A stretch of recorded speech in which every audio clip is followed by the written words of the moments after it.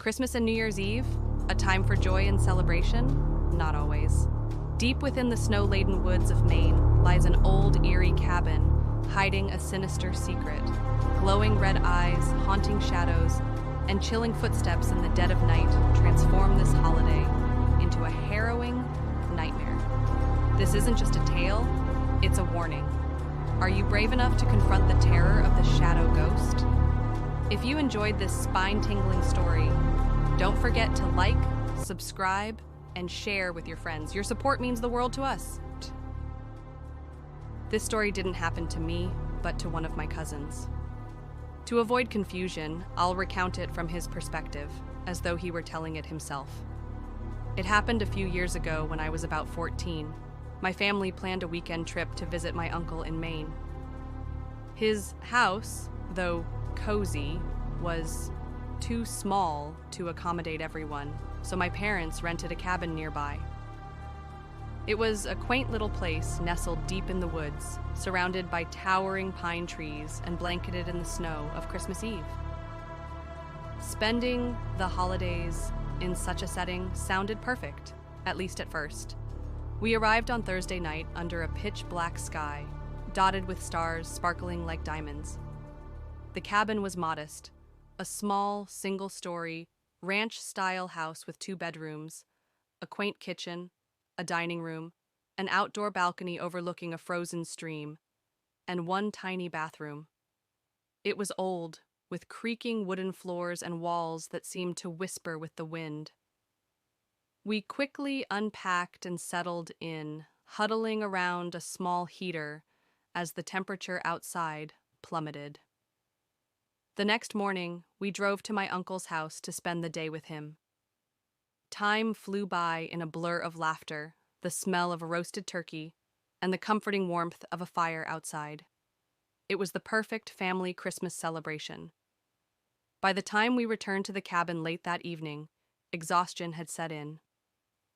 As I got ready for bed, brushing my teeth in the chilly bathroom mirror, an odd sensation crept over me, a sense of unease I couldn't explain. The air seemed heavier, as though something invisible was pressing down around me. I told myself it was just fatigue, or the strangeness of sleeping in an unfamiliar place. But as I stepped out of the bathroom and into the dimly lit hallway, the feeling grew stronger. It was as if someone, or something, was watching me. Being a believer in the paranormal, I couldn't shake the chill that ran down my spine.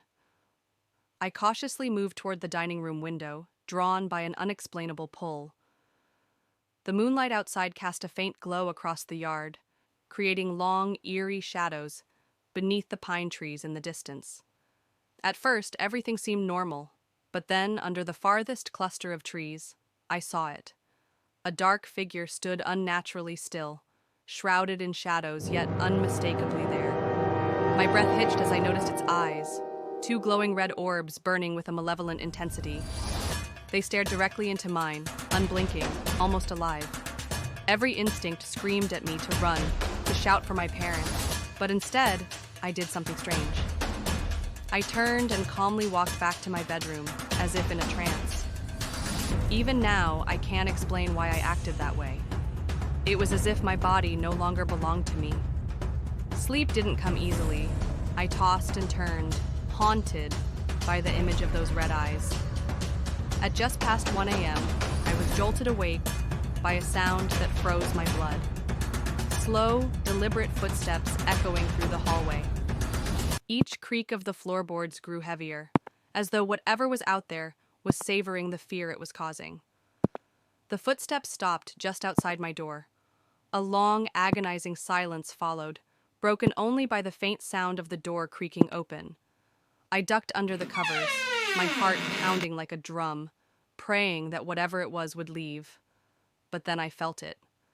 The mattress sank slightly, as though something had sat at the foot of my bed. A low, menacing growl filled the room, vibrating 34 style through the air.